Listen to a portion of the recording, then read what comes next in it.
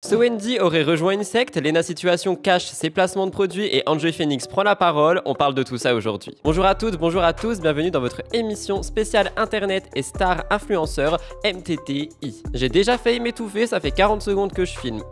Aujourd'hui vous allez voir que nous avons énormément de sujets à traiter, donc je ne vais pas plus discuter que ça dans l'introduction. N'oubliez pas de liker, commenter et vous abonner si jamais vous souhaitez me soutenir, ça prend qu'un clic, ça aide beaucoup. Et je vous retrouve juste après le générique.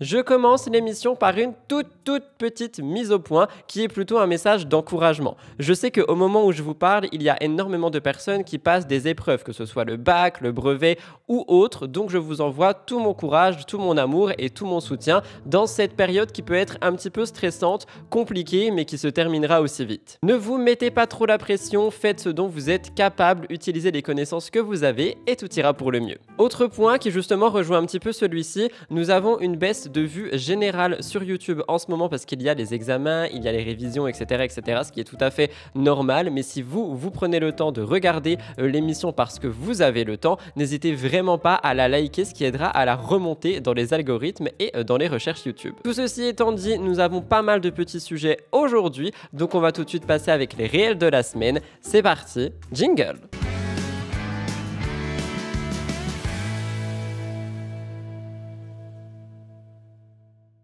Je commence les réels de la semaine avec un post qui vous a fait énormément discuter. Vous me l'avez envoyé par petites dizaines quand même. Je vous parle de Juju Fitcat. Où est-elle passée? On n'en sait rien. Dernièrement, nous avons eu un post sur son compte Instagram où elle écrit à bientôt 3 petits points. Et son compte Instagram aussi a été mis avec un logo de la même couleur. Ou par Juju, on ne sait pas, on ne peut pas deviner. Par contre, ce que je peux vous dire, c'est que je pense qu'il peut y avoir un tournage télé ou autre derrière ceci et que donc elle va être indisponible pendant un petit moment. C'est vrai que quand je vous parle de télé-réalité, on voit souvent qu'on arrive à savoir qui part en tournage et sur quel tournage par l'absence de story et de contenu. Peut-être qu'ici, Juju se protège juste de cette absence. Vous me direz si vous pensez que ma théorie peut être bonne, mais vous m'en avez parlé, je voulais ouvrir l'émission avec cette actu.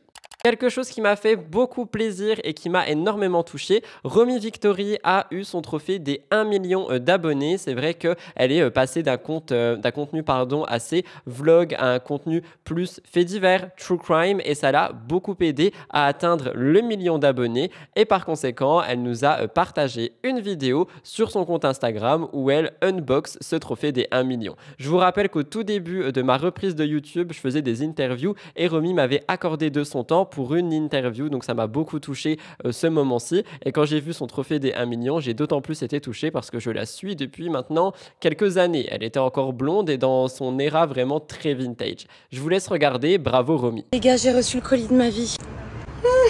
J'ai reçu le trophée des 3 sorciers. On va le découvrir ensemble. Les gars, c'est le trophée d'or. Oh my god. Est-ce qu'il va briller? Genre, va la lumière qui va sortir. J'espère que ça, je suis super déçue. J'ai chaud. Oh, il y a une mousse. Mousse. Oh, c'est en or. C'est en or. Attends. Oh, you did it. 1 million subscribers. C'est de Néal Mohan, le PDG de YouTube. Salut Nohan. On ne se connaît pas encore et on ne se connaîtra jamais. J'ai même une petite carte de visite. Ok, tout le monde a laissé sa carte de visite, c'est la fête. Je sais que c'est une lettre automatique, mais ça m'émue un peu. Oh, il est ici. Je vous le dégoupille, ok? On va se le dégoupiller ensemble. No way. Shit. C'est vraiment pour moi, genre? C'est fou quand même. Oh, il est en relief et tout. J'avais peur qu'il soit pas en relief. J'ai entendu dire que certains se faisaient plus en relief. On va le décapsuler. Oh, il est beau, il a fière allure. Hein. Oh. Il est trop beau. On a vécu ça ensemble, guys. Enfin, pas tout le monde. Certains. Oh, ça fait un petit miroir pour le make-up, c'est bien. Attends, je vais faire un peu d'ASMR. Eh, ça fait un super miroir en vrai. Regarde, c'est toi. ASMR de trophée. Je sais pas si c'est du métal. Je pense que c'est un genre de polyéthylène propylène. Derrière, c'est du velours de chenille. Très très velouté. Et voilà. Oh my god. Ah, c'est trop dingue, guys. On est 1 million sur YouTube. Si vous me suivez sur ma chaîne Twitch où on fait du gaming, vous savez extrêmement bien que je suis fan de mochi et j'ai pu trouver une recette de mochi fait maison qui a l'air incroyable. Il faut à tout prix que je la teste, mais je sais que vous êtes aussi nombreux et nombreuses à me demander un petit peu ce que sont les mochis, comment est-ce qu'on les fait, comment est-ce qu'on les prépare. Eh bien, l'atelier de Roxane a répondu à toutes ces questions dans une petite vidéo, un réel qui nous montre une recette que je vous laisse écouter.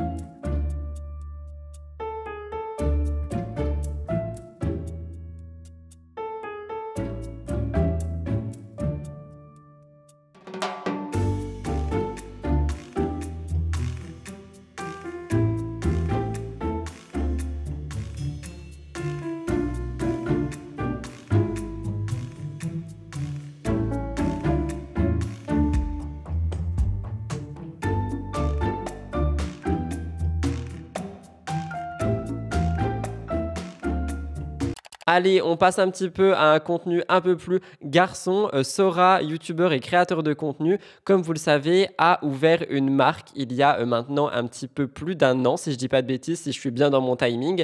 Un nouveau drop est en ligne, ou du moins il arrive en ligne, je sais pas au moment où je filme où ça en est. Tout ce que je peux vous dire, c'est que le contenu à l'intérieur a l'air incroyable, on est sur des couleurs roses pastel, j'aime beaucoup, assez fan de la casquette, je suis à deux doigts de la commander mais j'ai pas une tête à casquette. Sora se donne vraiment beaucoup pour sa marque, qui d'ailleurs est une marque unisexe, il faut quand même le mettre en avant, donc je vous laisse regarder son unboxing et sa présentation de cette deuxième collection. Bravo Sora. J'ai créé une marque de vêtements, peut-être que certains d'entre vous le savent déjà, et ici c'est la deuxième collection, on va pouvoir découvrir ensemble. Oh c'est beau. En vrai je suis ému, je suis vraiment ému. Vous avez dans cette nouvelle collection des chaussettes, c'est la première fois tu sais que je les vois même emballées avec le petit carton. La casquette, on avait une casquette noire, maintenant on a une casquette toute rose que je trouve encore plus belle que la noire. Elle est magnifique. Un t-shirt blanc, je vais quand même l'ouvrir pour vous montrer le dos et pour le voir aussi. Voilà, le devant et derrière. Ça tue, je suis trop fier. C'est brodé ici, c'est brodé là. Il y a également le t-shirt beige avec le devant, le design au dos. En vrai, je suis trop heureux de les voir enfin finis. J'ai l'impression de revivre la première collection. J'ai voulu à travers les deux t-shirts avoir deux visions du printemps, des fleurs de Sakura, de la fête des fleurs de Sakura. Et je trouve que c'est plutôt bien réussi. Vous me direz en commentaire lequel des t-shirts vous préférez. On passe aux hoodies qui ont une nouvelle coupe. Ils sont plus lourds, ils sont plus épais, ils sont plus oversize aussi. Je suis très content de ce qu'on a fait dans cette collection. Le pull beige avec son petit logo Ayami rose et ses manches brodées. Oh, regardez-moi comment c'est doux, comment c'est beau. Et je l'essaye pour la première fois. Oh là là là, excusez-moi. Est-ce qu'il est pas trop doux? Est-ce qu'il est pas magnifique? Les petites broderies sur les manches, le petit Ayami là, je suis trop fan. Et il y a le pull noir, qui est mon petit coup de cœur de la collection. Le pull noir avec ses fleurs en bouclette ou brodées. Il est incroyable. Je le mets. Et voilà le pull noir, les petites fleurs partout, juste ici sur l'épaule, dans le dos aussi. Et sur la capuche, vous avez le petit Ayami juste ici. Dites-moi ce que vous pensez de la collection, je suis vraiment hyper curieux de l'entendre. Quel produit vous préférez? Et évidemment, il y a d'autres produits qui sont toujours disponibles sur le site, comme par exemple les petits porte-clés qui sont toujours dispo. Ça sort le 1er juin à 18 h, ayami-shop.fr, c'est en bio. Nolito adore tester des choses, que ce soit sur ses amis, sur sa maman, sur lui-même et sur ses animaux. Dernièrement, il a posté un réel qu'il a concocté en nous expliquant que les chiens auraient peur de l'eau pétillante. Qui de mieux que pour tester ce crash test justement que sa chienne Pamela. Nolito met donc en avant cette vidéo qui a été prise avec beaucoup d'humour et beaucoup de rire. J'avais envie de vous la partager dans MTTI pour justement un petit peu relâcher la pression des examens si vous en avez. C'est pour ça qu'on est sur des contenus légers dans les réels de la semaine, parce que vous allez voir que le tour de l'influence, c'est autre chose. Je vous laisse avec Nolito, cette vidéo m'a quand même fait rire. J'ai vu qu'apparemment les chiens ne supportent pas l'eau gazeuse. Oh Pamela, ma chérie, mon amour, ma péteuse, ma flatulente. Attends, mais il y a rien dedans. Tu te fais avoir tout le temps, ma chérie. Je mettrais de la morora, tu le mangerais. Pousse ton gros cul de la caméra, les gens ils veulent pas voir ton unus. Assis, montre que t'es bien éduquée. Assis, t'es prête? J'ai peur qu'elle va pas me faire un arrêt cardiaque, elle va pas claquer comme un hamster là quand même. Tu bois? Non, il faut que tu fasses semblant ma chérie parce que là, le TikTok il va pas marcher.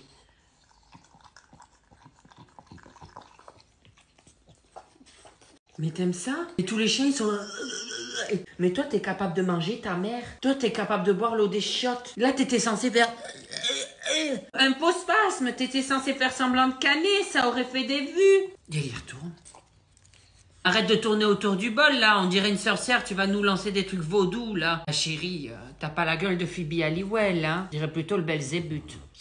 Il y a quelques semaines, je vous parlais de la marque Yepoda, de comment est-ce qu'ils arrivaient à vraiment avoir une communication qui parle à tout le monde, à se vendre autant, à vraiment prendre l'ampleur sur énormément d'autres marques de skincare. Une créatrice de contenu, la petite Gabi, a posté une vidéo sur YouTube où justement elle explique un petit peu tout ça. Elle revient en détail sur tout ce que je vous ai raconté très brièvement et surtout, elle en a fait un résumé réel pour Instagram sur lequel je suis tombé juste après la dernière émission MTTI. Donc, je voulais à tout prix vous la mettre ici pour vous montrer une fois de plus que Yepoda n'est pas forcément tout beau, tout rose. Regardez, bravo Gabi de prendre la parole. On en entend parler, mais de partout et par absolument toutes nos créatrices et influenceuses préférées. Et Yepoda a utilisé bien évidemment une stratégie gagnante qui est celle de l'influence marketing. Et pour moi, il y a quelque chose qui colle pas. Mais surtout, comment elle arrive à tromper son public. Très honnête 2 minutes, si les prix sont en réduction tout le temps avec les codes promo et ainsi de suite, et même là je me connecte sur le site, je sais pas pourquoi, il y a des promos aujourd'hui alors que c'est pas censé être les soldes, ça veut bien dire que les produits de prix plein ne valent pas leur prix du tout, hein, si on a des promos tout le temps dessus, bref. Bon, il n'y a pas un petit problème, Yepoda, ici, je peux l'acheter à 21,25 € et ici, je l'achète à 20 € le même jour. Voilà, tout va bien. Tout va très très bien. Alors déjà je vous propose un dupe assez rapide. Vous achetez de l'eau d'Amamélis, notamment il y en a un chez Avril. Ensuite tu vas chez Aromazone, tu te prends, vous savez, la petite pompe à l'acide hyaluronique. Voilà. Des pinces à 15 €. Non mais les gars, qu'est-ce que vous faites comme marge? Mais vous prenez les gens pour des cons, mais ça... Ça fait longtemps que je ne vous ai pas parlé de Impératrice Wu. Elle a fait un réel qui m'a énormément fait mourir de rire. Elle fait un crash test en fait sur un petit produit qui est censé rendre immobile une frange. Parce que c'est vrai que quand on a une frange, quand on est dehors, quand on a du vent, etc., elle a tendance à se décoiffer, même si tu as passé 45 minutes à la brushinguer. Eh bien, selon cette créatrice de contenu, un produit pourrait permettre de rendre une frange immobile. Est-ce que ce produit est un top ou un flop? Je vous laisse en juger par vous-même. Pourquoi les japonaises ont les cheveux toujours nickel? Même quand il y a des coups de vent et tout, leur frange reste fixe. Je sais enfin. C'est ce produit. Je l'ai trouvé à Donkey. Je crois que ça m'a coûté 4 €, un truc comme ça. C'est pas très cher. Et regardez, du coup là, ma frange, elle bouge. Un coup de vent et elle bouge. Alice souffle. Ah! Elle se décoiffait dans tous les sens. Maintenant, je vais la fixer avec ce produit révolutionnaire japonais. C'est un mascara à franges. Bon, je l'applique comme ça. On met bien en dessous aussi. On attend quelques instants. Et maintenant, crash test. Souffle, Alice. Vous savez, ça bouge pas. Ça reste fixé. On va tester sur la frange d'Alice pour montrer que c'est authentique. Crash test avant, je vais souffler. Et maintenant, avec le produit. Maintenant, je vais souffler. Tu m'as juste graissé les cheveux. Moi, c'est validé, mais Alice, ça lui a juste graissé les cheveux. Donc, testez, vous me direz. Anna RVR est sur un projet secret. Elle nous annoncera ce qu'il est ce jeudi 6 juin. Pour le moment, on a seulement des petits drops ici et là, des petits réels teasing. Je vous laisse en regarder 2 et on en discute.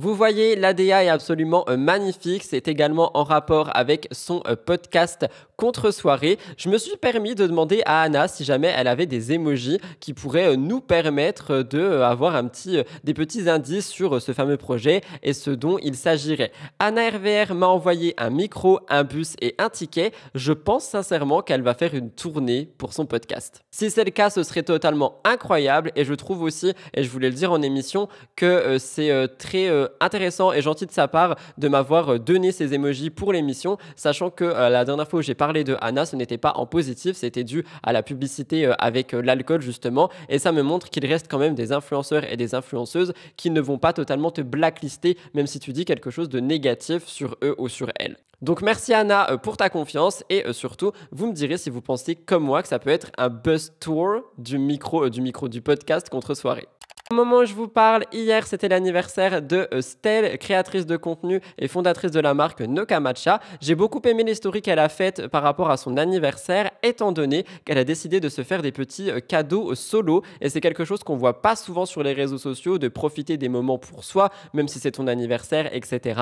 Et c'est quelque chose qu'elle a fait, donc elle allait manger toute seule, elle s'est offert un gâteau et un cadeau, du coup parce que le gâteau est littéralement un cadeau qui est magnifique. Et je trouve que c'est bien de mettre en avant ces moments pour soi. Je vous laisse avec un petit magnéto que j'ai donc capturé dans ses stories. Joyeux anniversaire Stell.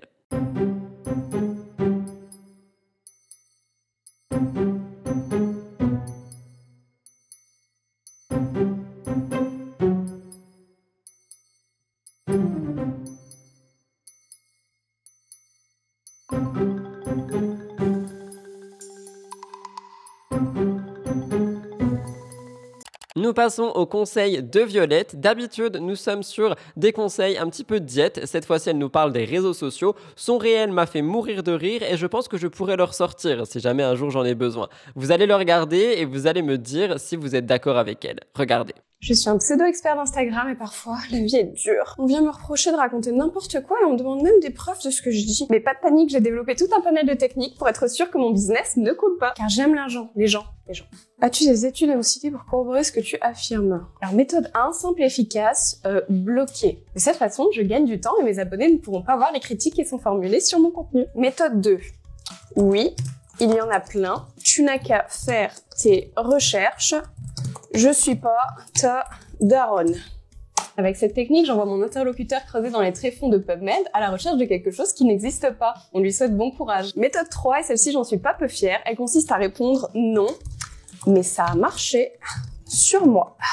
Ou sur mes clients. Mais la science c'est sympa, hein, mais que valent des dizaines d'études menées sur des milliers de personnes avec un protocole rigoureux quand je peux faire ma propre expérience dans mon coin? Des quoi? Des billets? Non, t'inquiète, ils se cassent trop la tête tous ces gens-là. Essaye d'être méthodique, ça me dépasse. Alors si toi aussi tu veux aider les gens sur les réseaux sociaux mais que tu n'as ni bagage scientifique sérieux ni diplôme pour appuyer tes connaissances, eh bien n'hésite pas à utiliser mes 3 méthodes. Tu vas pouvoir gagner plein d'abonnés et te faire un max d'argent. Non, ne me remercie pas, ça me gêne. La recette de Sleeping Beauty cette semaine est plutôt un conseil. Je trouve que le message derrière son contenu est assez intéressant et nous montre que justement il faut faire attention à ce qu'on regarde sur les réseaux sociaux, à ce qu'on consomme comme contenu et à la manière dont nous prenons ce contenu. Ça peut être dangereux pour la santé, c'est ce que Sleeping Beauty met en avant ici et je trouvais que c'était intéressant. Je vous laisse regarder, faites attention au trend. Je vois toutes les américaines, les LA girls en ce moment boire un shot d'huile d'olive citron le matin à jeun et il faut qu'on en parle. Elles prennent ça parce que ça permet de stimuler le système digestif, ça a des propriétés anti-inflammatoires, antioxydantes également. Mais ce petit shot, c'est quand même 240 calories. Et t'es absolument pas calé, après tu dois prendre ton petit déj. L'effet laxatif de l'huile d'olive peut causer des diarrhées pour beaucoup de personnes et pour celles qui ont des reflux gastriques, ça va les accentuer. Mais surtout, dans le cadre d'une alimentation américaine déjà si riche en gras, c'est une catastrophe. Et moi je pense à la personne qui n'a pas une alimentation très équilibrée et qui voit toutes ces filles faire ça et qui se dit ah bah génial, je vais faire ça le matin pour compenser le fait que mon alimentation soit pas géniale, ça va empirer les choses. Il me semble que c'est une tradition grecque lorsque l'on a justement des problèmes de constipation de boire un shot d'huile d'olive à jeun. Donc ne nous laissons pas embarquer par toutes les tendances bien-être que l'on voit sur les réseaux sociaux, certaines peuvent nous faire beaucoup plus de mal que de bien. Donc l'alternative que je vous propose, c'est de verser ce shot dans votre salade car en vinaigrette accompagné d'autres aliments, c'est super. Et si le matin au réveil vous voulez stimuler votre digestion tout en profitant de bonnes vitamines, d'un côté anti-inflammatoire, antioxydant, je vous recommande plutôt un bon jus vert maison. Abonnez-vous car je vais bientôt partager la recette justement sur mon compte. L'actualité de Hugo Décrypte cette semaine revient sur quelque chose qui s'est passé à Paris. Des cercueils ont été retrouvés devant la Tour Eiffel. Vous m'avez posé la question et vous m'avez envoyé le réel d'Hugo en me disant c'est celui-là que tu dois mettre dans MTTI cette semaine. Je vous ai écouté, le voici. 5 cercueils faisant référence à l'Ukraine ont été retrouvés devant la Tour Eiffel samedi matin, voici ce que l'on sait. Alors selon le média France Info, ces cercueils contenaient des sacs de plâtre pour faire croire qu'ils n'étaient pas vides. Ils étaient également couverts de drapeaux français et d'une banderole avec l'inscription soldats français de l'Ukraine. Alors selon les images de vidéosurveillance, 2 individus sont sortis d'une camionnette blanche samedi vers 9h et ont déposé directement les cercueils sur le trottoir. Le conducteur de la camionnette a rapidement été interpellé aux abords de la Tour Eiffel. L'homme est originaire de Bulgarie. Il a déclaré être arrivé en France le vendredi même et avoir été payé 40 € pour déposer les 2 autres hommes impliqués dans l'affaire, d'après le journal Le Parisien. Les 2 hommes en question, respectivement originaires d'Allemagne et d'Ukraine, ont quant à eux été interpellés dans l'après-midi à la gare de Bercy alors qu'ils cherchaient à fuir vers l'Allemagne en bus. Alors pour l'instant, on ne connaît pas encore leur motivation, mais d'après le journal Le Parisien, il pourrait s'agir d'une référence aux déclarations d'Emmanuel Macron qui avait évoqué en février dernier le potentiel envoi de troupes françaises en Ukraine. Mais il semblerait que cette action ait été poussée par des personnes ayant pour objectif de perturber la France en attisant des tensions, autrement dit une forme d'opération d'ingérence menée par l'étranger, alors que les enquêteurs creusent la piste donc d'une ingérence menée par la Russie. En effet, selon les informations de RTL, un homme impliqué sur l'affaire de ces cercueils était aussi impliqué dans les tags de main rouge qui avaient été posés sur le mémorial de la Shoah en mai dernier. Or là aussi, les enquêteurs penchent sur une ingérence venant de la Russie. Cela dit, pour l'instant, on dispose de très peu d'informations, donc il faut rester relativement vigilant et précautionneux. En tout cas, 3 suspects ont été placés en garde à vue et une enquête pour violence avec préméditation a été ouverte ce dimanche. Je vous tiens au courant sur ce compte. Et enfin, avant de passer au placement de produits dissimulés, comme à chaque fois, l'analyse de Juliette Cadeau qui cette fois-ci nous fait une analyse par rapport aux premières fois. Que ça soit aux premières fois par rapport au business, par rapport à un contenu, par rapport à un projet, elle nous montre qu'en fait, une première fois peut paraître totalement insurmontable et que finalement, une fois que tu l'as fait, ça ressemble à quelque chose qui devient routinier. Juliette, elle explique mieux que moi. N'oubliez pas d'aller suivre son compte si jamais vous voulez plein de petites analyses et plein de petits conseils dans le genre. Honnêtement, ça m'aide beaucoup en ce moment. Écoutez. Quand tu fais les choses pour la première fois, que ce soit créer du contenu, embaucher ton premier salarié, créer une société, t'as l'impression de voir un truc insurmontable devant toi. Et une fois que tu l'as passé, tu te dis en fait, non, c'était pas une montagne, c'était juste un petit talus. Toutes les premières fois sont compliquées. Moi en ce moment, je suis en train de recruter mon premier salarié. J'ai l'impression d'être une enfant à qui des adultes parlent. Je ne comprends rien. Mais je sais que dans 6 mois, je me rendrai compte qu'en fait, c'était pas si insurmontable que ça, comme tous les autres trucs que j'ai fait avant.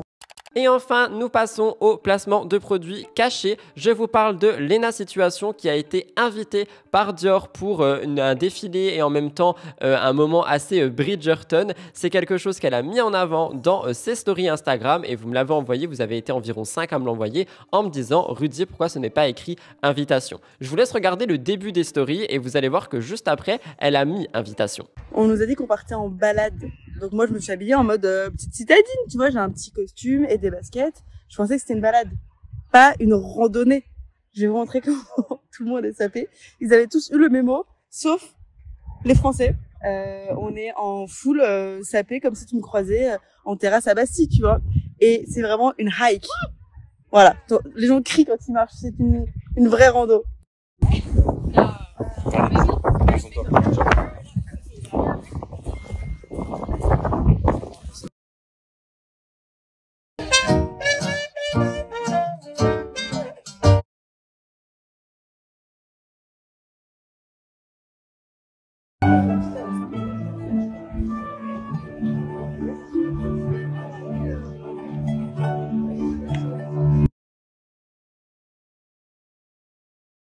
Je pense sincèrement qu'on a prévenu Lena Situation qu'il fallait faire attention et qu'il fallait écrire invitation. Moi, je vous le dis ici, quand on doit l'écrire, c'est absolument sur toutes les slides. C'est pas seulement à la fin parce qu'on nous l'a fait remarquer. Et c'est quelque chose que je trouve encore une fois dommage de ne pas être mis en avant par des plus grands et des plus grandes créateurs et créatrices de contenu. Le fait est que les internautes sont de moins en moins dupes et de plus en plus intéressés par ce qu'il se passe dans le monde de l'influence parce que vous êtes de plus en plus nombreux à m'envoyer des placements de produits cachés, dissimulés. Ce n'est pas tout concernant Lena Situation, elle a également fait une collaboration avec Holden Paso, quelque chose qu'elle a aussi partagé sur ses réseaux sociaux. Je trouvais que c'était assez fun à voir étant donné que la manière dont la marque l'a approché est assez inhabituelle, mais ça a marché pour Lena et c'est ce qui a fait tout le charme de cette marque. Bravo pour cette publicité.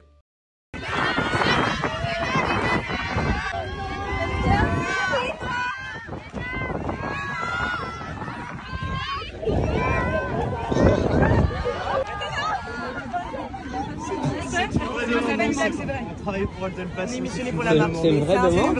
Non, c'est une vraie OP. On t'envoie un contact.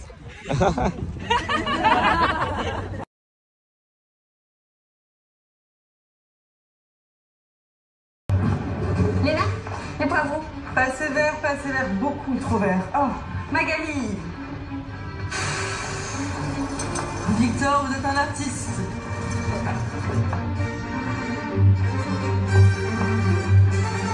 Voilà. Voilà tout le monde pour les réels de la semaine et le placement dissimulé. J'espère sincèrement que ça a pu vous intéresser. Je vous le répète ici, n'oubliez pas de liker et commenter les émissions en ce moment pendant cette période d'examen. Ça aide beaucoup à les faire remonter dans l'algorithme YouTube. Allez, je vous laisse. On passe avec le jingle au tour de l'influence. Pas mal d'actualités.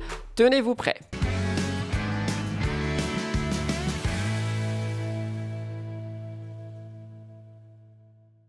Nous commençons avec Enjoy Phoenix qui fait une petite mise au point. Je vous donne un petit peu de contexte. On a parlé de Marie la semaine dernière en disant justement qu'il y avait un placement dissimulé, pas vraiment dans son ancien weekly vlog, étant donné que la mention collaboration commerciale n'était pas écrite à l'écran, mais c'était écrit sur le vlog. On m'a également dit qu'elle avait rajouté un petit i au moment où la collaboration avait lieu. Donc on a une apparition collaboration commerciale sur sa vidéo et c'est également écrit en barre d'infos. Le problème, c'est qu'il faut que ce soit écrit sur l'écran au moment de la publicité. Donc on a eu ce fameux vlog où ça n'a pas été écrit et vos réactions ont été de venir me le dire pour que j'en parle dans MTTI. Donc on a tous et toutes un petit peu conclu qu'il y avait eu un oubli. Moi je vous avais dit que c'est le travail et qu'un oubli ça passe pas forcément. Marie a pris la parole dans son nouveau vlog. Elle nous laisse sous-entendre que c'est donc la monteuse qui avait oublié. Je vous laisse regarder. Elle a oublié de mettre collaboration commerciale sur la dernière vidéo. Comme du coup je vais être probablement envoyée en prison, on mettra pas ça, on mettra pas ça. Pour réagir, je vous dirais que d'habitude c'est vrai qu'elle dit tout et que même dans ce fameux deuxième vlog, elle montre invitation, collaboration commerciale rémunérée ou non. C'est vrai que Marie est une des seules à vraiment tout écrire sur ses weekly vlogs, j'ai l'impression, et je trouve que c'est totalement remarquable. Donc effectivement, un oubli, ça arrive, comme on me l'a dit dans les commentaires, sauf que quand il s'agit du travail d'un truc qui est légal, je ne pense pas qu'on puisse oublier. Donc peut-être avoir une main finale sur le vlog, peut-être vraiment faire attention. Après, c'est vrai effectivement que cette longue influence est quand même assez récente et que des oublis peuvent arriver. Il me semble d'ailleurs que j'avais failli oublier de l'écrire dans un de mes propres weekly vlogs et j'avais re-exporté pour justement que ça soit vraiment écrit parce que je tiens vraiment à être carré sur ça. En tout cas, Marie prend la parole, on a notre réponse, je voulais vous en parler. Streamers for Palestinians, c'est quelque chose qui a été mis en avant de manière, j'ai envie de dire, exponentielle, je sais pas si ce mot est correct, mais on en a tellement entendu parler et je suis ravi. La streameuse française Bagheera Jones a lancé un événement caritatif qui s'appelle Streamers for Palestinians au profit de la population palestinienne. Les fonds qui ont été récoltés pendant 5 jours jusqu'à demain, enfin jusqu'à aujourd'hui minuit, seront reversés à l'ONG Médecins du Monde. 5 jours de stream caritatif sur Twitch pour lever des fonds. C'est le projet qui a été lancé par Bagheera Jones, comme le rapporte le média Numérama. Dans un message qu'elle a publié sur X le 30 mai, elle explique avoir décidé avec d'autres amis streamers de se mobiliser en soutien à la population palestinienne à Gaza. Tous les fonds récoltés durant cette période seront reversés à l'organisation non gouvernementale Médecins du Monde, comme je vous l'ai dit. Et en fait, Streamers for Palestinians, c'est un petit peu le même genre d'événement que le Z-Event. Il y a plusieurs personnes qui participent à l'événement. Il n'y a pas de programme particulier, ce sont juste des lives. On a des activités qui ne sont pas forcément ordinaires par rapport aux autres lives pour attirer, je pense, des viewers. Et cet événement est la première campagne de levée de fonds en France organisée par des personnalités de Twitch dans le but d'aider. Et je trouve que c'est incroyable. Bagheera avait d'ailleurs annoncé qu'elle allait recevoir sur sa chaîne le 31 mai des représentants de l'ONG Médecins du Monde pour leur donner la parole et pour donner un petit peu la lumière sur ce qu'ils font sur le terrain. On a énormément de personnalités qui ont été mises en avant dans ce concept, dans cet événement. Numérama rapporte 38 personnalités. Je crois qu'il y en a eu plus après ça. Et cet événement a fait parler, notamment dans le monde des streamers, mais également sur d'autres médias. Le Figaro, 20 minutes, j'en ai vraiment vu parler partout. Et au moment où je vous parle, j'ai vu que 600 000 € avaient été récoltés et levés pour Médecins du Monde, pour aider la population palestinienne. Je trouve que c'est un événement qui a été incroyable. J'ai vu des petits streamers et des petites streameuses également repartager tout ça en disant que justement, si on voulait aider à cette manière sur la plateforme Twitch, c'était dans cet événement qu'il fallait aller regarder les lives, faire des dons, subs, etc. etc. C'était vraiment là.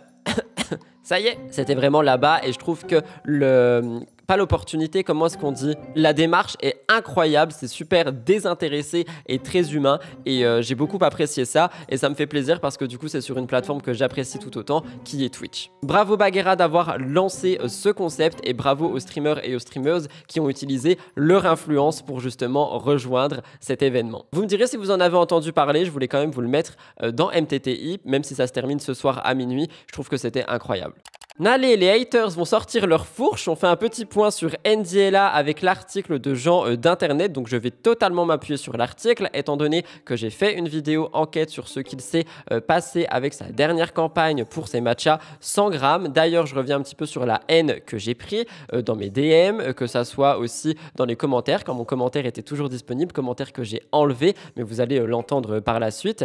Et je tiens aussi à préciser que depuis la prise de parole de NDLA dans sa dernière vidéo, la haine est revenue, venant me dire que mon but était uniquement de cracher sur elle. Alors il faut un petit peu mettre d'eau dans son vin. Quand il y a 2 semaines je disais qu'elle faisait un pop-up qui était incroyable, personne ne l'avait souligné. Quand il y a 3 mois je disais que c'était une youtubeuse qui allait tout déchirer sur la plateforme, personne ne l'a souligné. Par contre quand je dis qu'il y a quelque chose qui peut être dérangeant de mon œil, alors là ça y est, il faut sortir les fourches et aller me mettre sur un bûcher. Mettons un peu d'eau dans notre vin, c'est pas parce que je parle négativement de quelqu'un que je déteste cette personne. Reprenons l'exemple avec Anna RVR. Il y a 2 semaines je disais que sa publicité était absolument déplacée, qu'elle était très dangereuse. Aujourd'hui, je la mets en avant pour quelque chose de positif. Je fais simplement mon travail, je n'ai pas d'amis dans ce milieu. Mais bon, bref, comme le rapporte le média Jean d'Internet, surnommé Madame Matcha, NDLA a lancé sa marque de matcha en novembre 2023. C'est une très jeune entreprise. Les produits sont souvent en rupture de stock. Elle a créé son premier pop-up à Séoul, qui était incroyable au mois de mai 2024.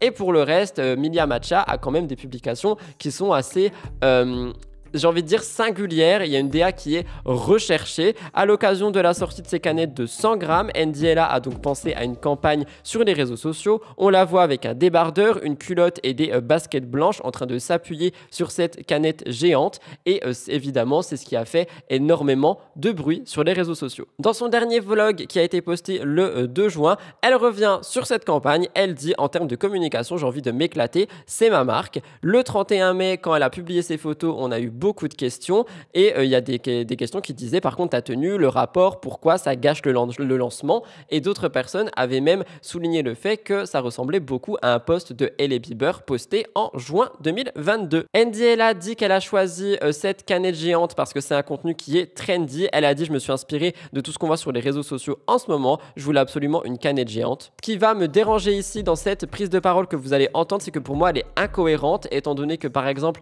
les produits géants, à part dernièrement pour Lacoste, on n'en envoie pas beaucoup, on en envoyait beaucoup plus l'année dernière et l'année d'avant. Et surtout, Milia Matcha se veut être une marque avec une DA ultra poussée, ultra recherchée, ultra singulière. Pourtant, ça commence à accumuler les contenus qui sont trendy. Donc pour moi, c'est un petit peu incohérent, surtout que Andy parle qu'elle voulait ressortir le côté skincare du matcha. Je trouve encore une fois qu'on est sur une incohérence. Ce n'est pas la peine de venir m'insulter, c'est simplement mon avis. Pour le choix de la fameuse tenue, elle dit qu'elle a tout essayé, des jeans, des jupes, des shorts, des maillots de bain et que c'est la culotte qui va mieux. Elle dit je voulais un côté sportif, matinal, summer, santé. C'est une campagne très inspirée du monde de la skincare. Culotte, sportif, santé et summer, j'arrive pas vraiment à comprendre, mais ok, pourquoi pas. Au moins elle s'est justifiée. Pour une partie de sa communauté, le lien ne reste pas du tout cohérent. Je ne fais pas partie de sa communauté, mais le lien n'est pas cohérent pour moi non plus. Je vous laisse regarder. Donc on a fait construire une canette géante. On savait même pas ce qu'on voulait faire avec, mais on a fait construire une canette géante. Ça a pris du temps. On a payé très cher, etc. Mais j'avais mon idée en tête, je voulais absolument une canette géante. Parce que, je sais pas si vous voyez un petit peu sur les réseaux, c'est ultra trendy en ce moment. On voit partout, même des trucs, c'est de l'IA souvent, ou je sais pas trop. Mais des produits géants, genre sur la scène. Toutes les marques de skincare, j'ai l'impression, passent par cette étape-là. C'est de faire des produits géants, etc. Donc j'avoue que c'était très inspiré de tout ce qui se passe en ce moment. Mais je trouve ça tellement stylé, je voulais absolument le faire. Et donc pour en venir à la tenue, ce qui a fait débattre au final, parce que la canette géante, tout le monde s'en fout. Même si, vraiment, je vous assure que elle était très compliquée à avoir, donc j'aimerais qu'on s'en foute un peu moins. En vrai, je rigole, mais ça m'a fait mal au cœur. Hein. Là, je rigole parce que, bah voilà, on va pas mourir, hein, c'est pas la fin du monde, mais ça m'a fait mal au cœur. La tenue, le but, parce que tout le monde essaie de créer des débats. Je sexualise le matcha, j'ai besoin de ça pour vendre du matcha. J'annonce des trucs trop cool demain, après-demain normalement sur Instagram. On a des campagnes, on a des trucs qui sortent, des trucs vraiment, je suis trop fière. Croyez-moi, j'ai pas besoin de me mettre en culotte pour vendre du matcha. Donc aucun rapport, et je pense qu'il y a beaucoup de gens qui essayent aussi de trouver la petite bête et qui se disent ok bon, elle a fait ça pour telle raison, nanana. Pas du tout. Pour réagir, quand j'en ai parlé en story, quand j'ai commencé à repartager des posts qui parlaient de ça, il y a des personnes qui m'ont dit qu'en plus ils se sont sentis assez mal et visés par le fait que Andy a dit que peut-être la campagne était trop jeune pour certaines personnes qui pourraient être trop vieilles pour la comprendre. Effectivement, c'est une parole que je trouve assez déplacée, étant donné que ce n'est pas une question d'âge, mais juste une question de ce qu'on voit et de comment est-ce que ça peut être interprété en vue de l'image qui est là, et je trouve que c'était assez piquant. Donc est-ce vraiment une justification? Est-ce vraiment une manière de se sortir d'une crise? Je ne sais pas, laissons l'X-Media vous parler de tout ça. C'est parti, l'analyse de l'X-Media juste maintenant. Publicité sexiste ou pur génie marketing, retour sur la dernière campagne de la youtubeuse Andy Ella. Après un pop-up que nous avons analysé sur TikTok, la youtubeuse se lance dans une version grand format de son produit phare, le matcha. Elle va alors proposer une campagne singulière qui fera l'objet de critiques notamment par rapport à sa tenue vestimentaire. Quel sens analyser derrière cette campagne de communication? Comment expliquer le choc des internautes? Eh bien pour 3 raisons. Premier élément de déconnexion, la rupture avec la promesse initiale. En effet, Andy Ella nous a habitués à travers son ethos à un mix entre une femme-enfant entrepreneuse et une personnalité plus bourgeoise avec ses codes qui sont liés.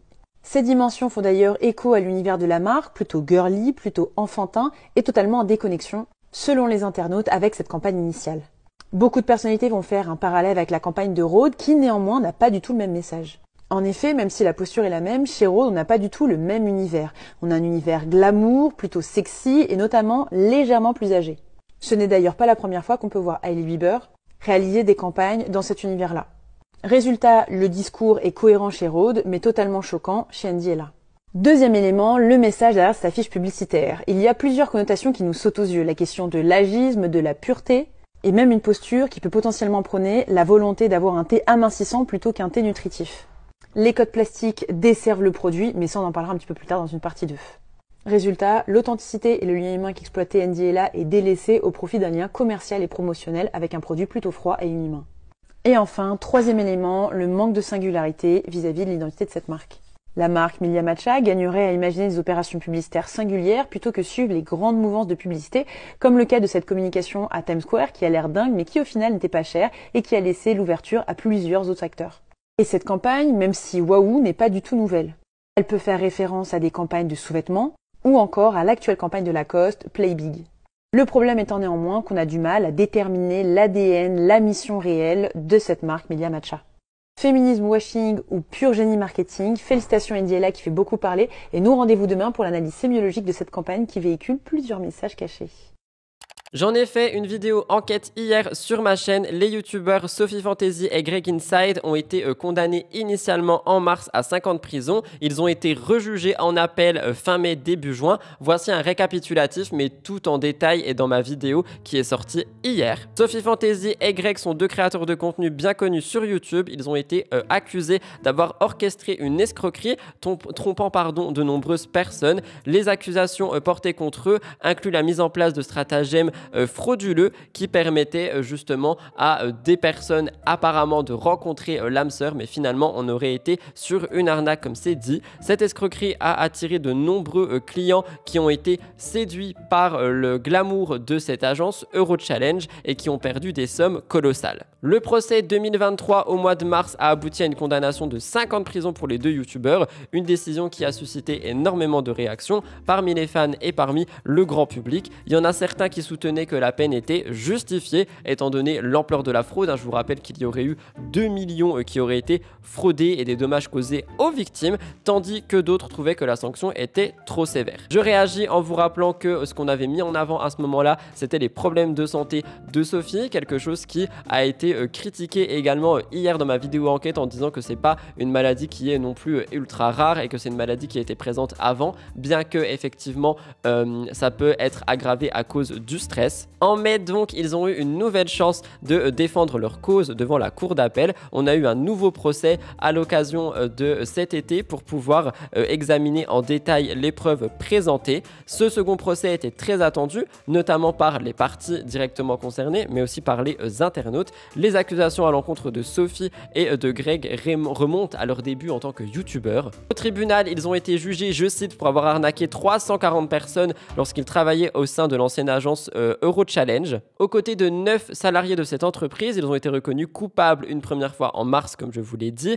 Ils promettaient en fait à des clients de pouvoir avoir des rendez-vous et des dates avec des femmes d'Asie, d'Afrique et d'Europe de l'Est, mais les photos ne correspondaient pas à la réalité. Et surtout, quand je vous en ai parlé, c'est vrai qu'il y a un commentaire qui est ressorti et qui dit que c'est totalement déplacé d'avoir certains critères d'origine pour avoir ce genre de date. Leur arnaque aurait rapporté environ 2 millions d'euros entre 2010 et 2014. Le couple ainsi que d'autres employés sont donc poursuivis pour escroquerie en bande organisée, abus de faiblesse et harcèlement moral. Sophie Fantasy s'était retrouvée en prison du 30 août au 19 octobre 2023, Greg du 23 août au 18 octobre 2023. Le procès en appel s'est déroulé du 27 mai au 3 juin. Lors de celui-ci, Sophie et son mari ont éludé toute responsabilité, parfois avec des arguments qui ont été un petit peu jugés simplistes et qui ont énervé le procureur, notamment 2 neurones ne font pas un système nerveux, et en clair, à l'issue de ce procès en appel, le procureur a réclamé 5 ans d'emprisonnement, dont 4 fermes à leur encontre, assortis de 50 000 €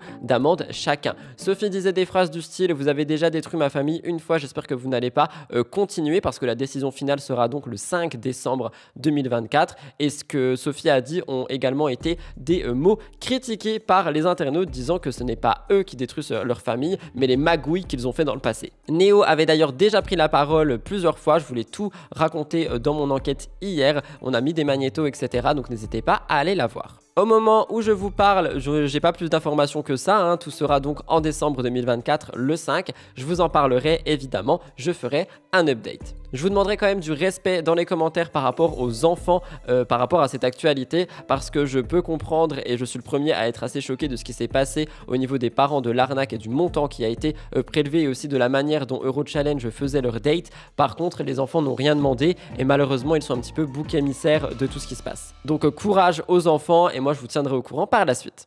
On passe à la dernière actualité du Tour de l'influence. Andy Rowski a fait une confession. Elle est accusée d'avoir intégré une secte. Je veux quand même faire un petit disclaimer. Ce que je vais vous dire ici, j'ai pas envie de dire n'engage que moi, mais est pris avec un certain recul. Donc je ne veux pas de haine dans les commentaires, que ce soit par rapport à moi, par rapport aux croyances des personnes, par rapport aux croyances tout court. Le but de cette actualité n'est pas de réduire une croyance par rapport à une autre, n'est pas d'attaquer quelqu'un par rapport à quelque chose. C'est simplement de vous tenir au courant de ce que Andy a dit, de ce qui est ressorti et de ce que les internautes pensent de ça. J'ai également pu m'entretenir avec une personnalité très proche du monde spirituel, très proche également de tout ce qui peut toucher à la religion et qui a beaucoup de connaissances. Je me permettrai de garder le nom de cette personne pour moi, pour ne pas que cette personne se fasse attaquer à tort par des internautes, mais ça m'a permis donc de comprendre plus de choses et d'avoir un avis un petit peu moins biaisé que ce que j'aurais pu avoir en écoutant la vidéo de Andy. Donc, pour vous expliquer, avant de parler des internautes, la youtubeuse Nadège Dabrowski, plus connue sous le nom de Andy Rowski, a récemment partagé le bouleversement et le témoignage de sa reconversion, sa conversion tout court au christianisme, sur sa chaîne YouTube So Andy. Elle parle de la vidéo la plus importante de sa vie, vidéo qui est sortie le 31 mai, qui s'appelle Séparation, maison hantée, occultisme et Dieu, qui cumule déjà environ 400 000 vues sur YouTube.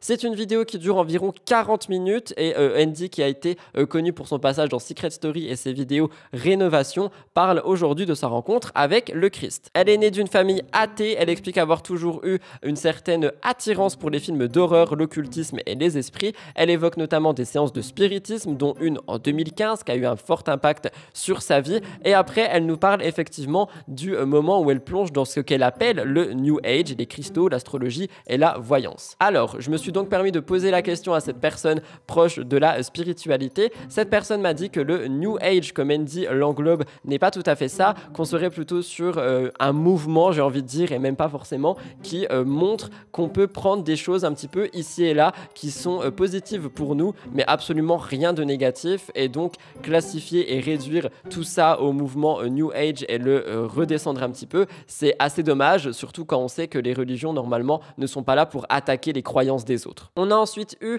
la confession d'une période difficile qui l'a mené à rencontrer un guérisseur spirituel qui se présentait comme un homme catholique, homme qu'elle ira voir régulièrement lorsqu'elle avait une difficulté. À chaque fois, il lui donnait des prières à faire, de mettre les mains dans la terre, de manipuler du sel, etc., etc. Quand Andy le raconte, elle le raconte avec une sorte un petit peu de dédain. Donc encore une fois, pour moi, on est sur la critique d'une croyance d'une autre personne et ça n'entre pas vraiment avec la croyance générale. C'est-à-dire qu'on en parle souvent lorsqu'on parle de religion dans mes émissions. Si j'ai bien compris, je ne suis pas religieux et d'après ce qui m'a été dit, d'après les recherches que j'ai fait, une religion et une croyance n'a pas pour but premier de rabaisser la croyance des autres. Le but est tout simplement de vivre dans un environnement de paix et harmonieux. Et c'est pas vraiment le message que Andy ressort ici. J'ai l'impression que Andy va vraiment appuyer négativement sur les croyances des autres pour faire ressortir sa croyance comme une croyance qui l'a sauvée. Suite à ses fiançailles, elle a fait le choix de se marier à l'église. Elle a mis un pied dans une église pour la première fois de sa vie et lors d'une retraite dans le cadre de sa séparation au mariage, elle a découvert une communauté qu'elle juge accueillante et bienveillante, bien loin de ce qu'elle avait imaginé. Après son mariage, Andy a vécu une période très difficile, son couple s'est déchiré et elle se rapproche plus que jamais de ce qu'elle appelle le New Age. Elle évoque donc une véritable traversée du désert. Elle croit de plus en plus que Satan existe et que donc par conséquent Dieu aussi. Parce que ce que Andy met en avant dans sa vidéo, c'est que tout ce qui va toucher à l'astrologie, tout ce qui va toucher aux cristaux, tout ce qui va toucher à la loi de l'attraction serait des pratiques en fait et des choses qui viennent directement du mal. Et ce sont simplement les croyances d'autres personnes, ce ne sont pas des croyances qui sont sataniques. J'ai fait quelques recherches et j'ai vu qu'il existait de l'astrologie satanique, des pensées sataniques, etc., etc. Mais ça ne veut pas dire que tout ce qui englobe l'astrologie est satanique. Pourtant, c'est ce qui ressort de la vidéo de Andy. Un soir de décembre, elle avait par hasard écouté le témoignage du jeune chrétienne et c'est à ce moment-là que Andy vit une rencontre radicale avec Jésus. Elle s'approche donc ensuite des chrétiens, notamment de l'influenceur David Antoine qui va l'inviter à des moments cultes de son église, notamment un exorcisme qui s'est passé en réel pendant qu'elle était à l'église. Je vous laisse regarder.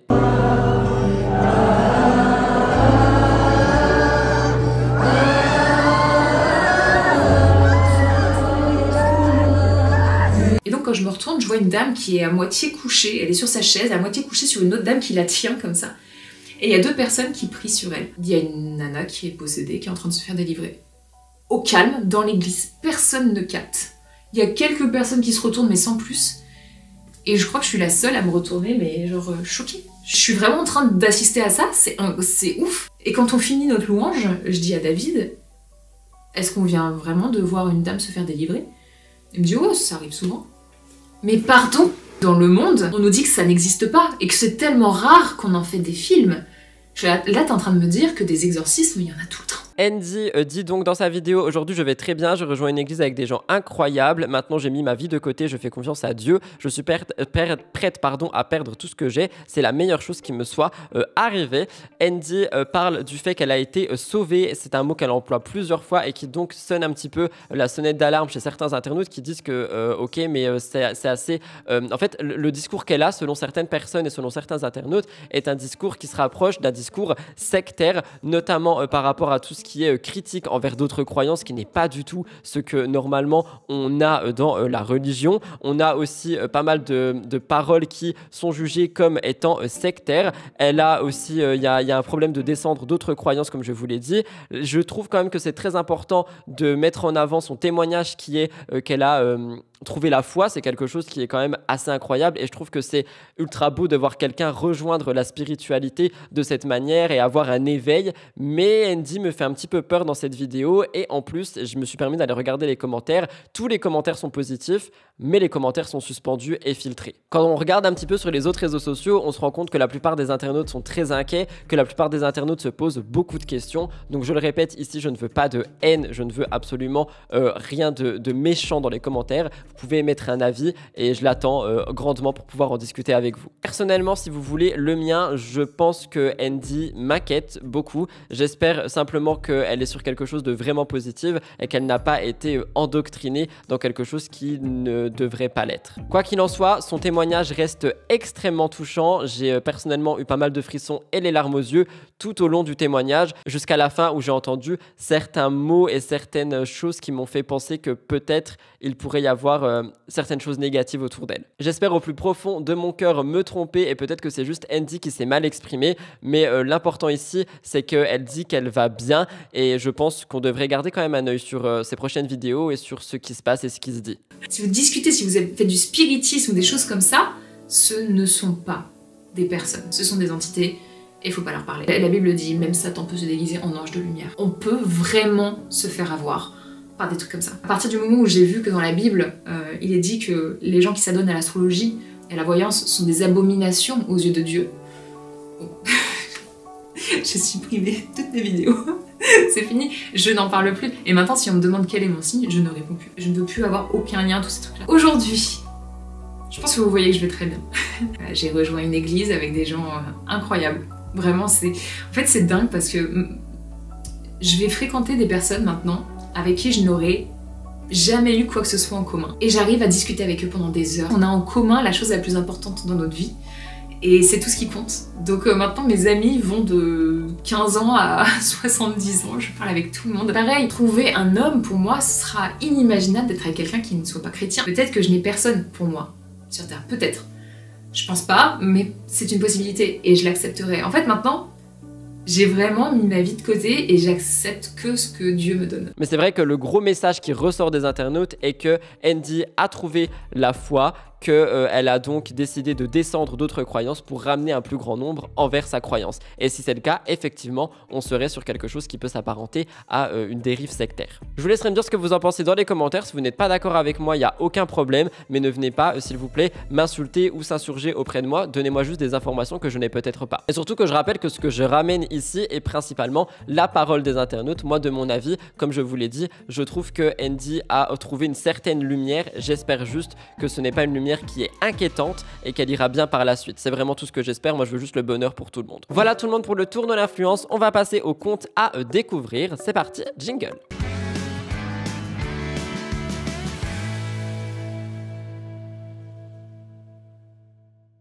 Premier compte à découvrir, Little Gypsy, qui m'a été envoyé par 3 personnes d'entre vous. Je savais pas que c'était un compte qui était aussi connu. On est sur quelqu'un qui voyage beaucoup, qui fait beaucoup de contenu autour d'animaux marins, notamment les orques. Je trouve que c'est un contenu qui peut être découvert et qui permettrait d'éveiller aussi les consciences par rapport à tout ce qui se passe dans l'environnement. Je vous laisse écouter. Je m'appelle Morgane, je suis créatrice de contenu sur plein de sujets, mais on va dire que les 2 principales sont l'aventure et la protection animale, plus particulièrement les orques.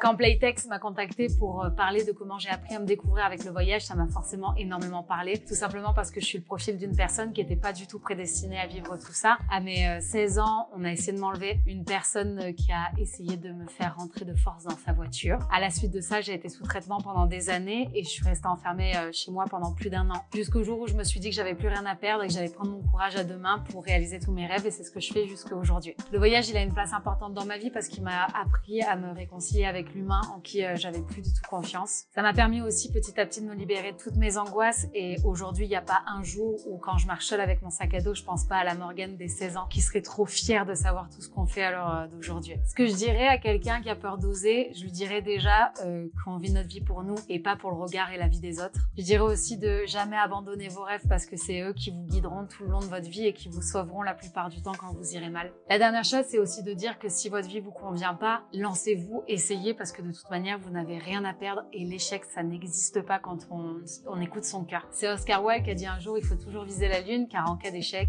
on atterrit dans les étoiles.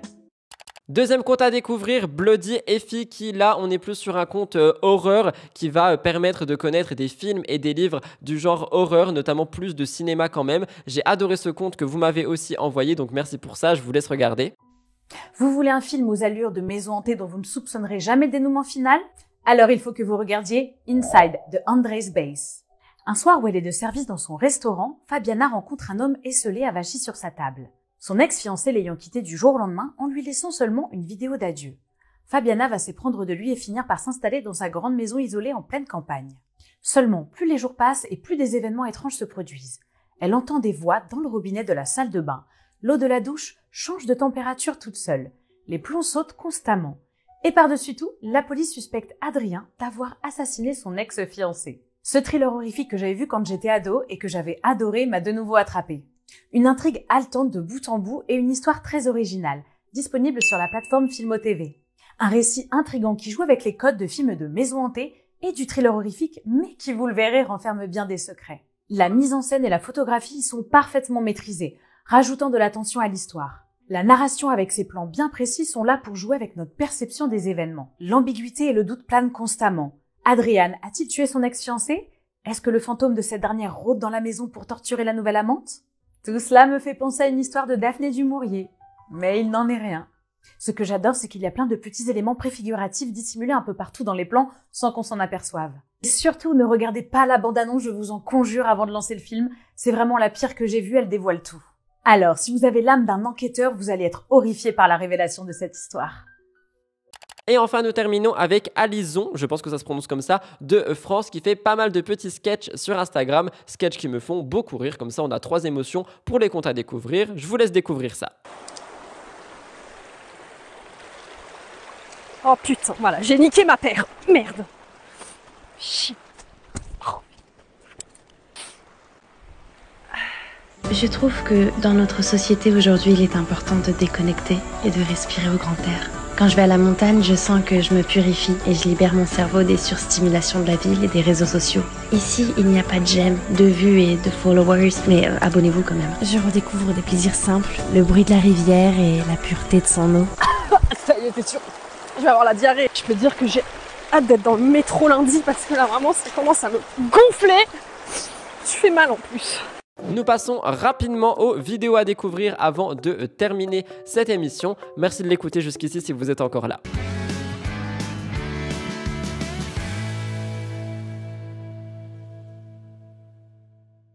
La première vidéo à découvrir est de Allo Alaya. Elle essaye d'aller mieux comme elle l'indique dans son titre. C'est vrai qu'en ce moment, Alaya passe par une période assez compliquée. Elle en parle souvent dans ses vlogs. Donc je voulais envoyer un petit peu de courage et un petit peu de soutien et vous proposer d'aller voir sa vidéo pour en faire de même. N'hésitez pas à regarder. J'en rêve la nuit à ce stade. Je suis pas en retard, hein. Pas encore. Ok. Ça devrait être interdit. Là, je sers juste de photo quoi. Parce que c'est pas beau la vie. C'est incroyable. Hop. Vous voyez pas? Léna Adorable nous partage sa routine de sport qu'elle applique depuis maintenant quelques temps. Elle nous parle de pilates, mais pas que. Vidéo qui est très intéressante et très motivante pour moi qui devrais aller retourner courir. Donc j'avais très envie de la mettre en avant et surtout de vous montrer qu'il reste des personnalités motivées par le sport. Bravo Léna, regardez.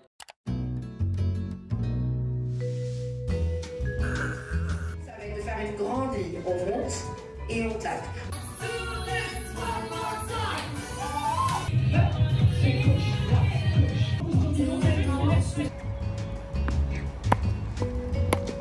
Là, je me sens comme Zendaya dans Challengers.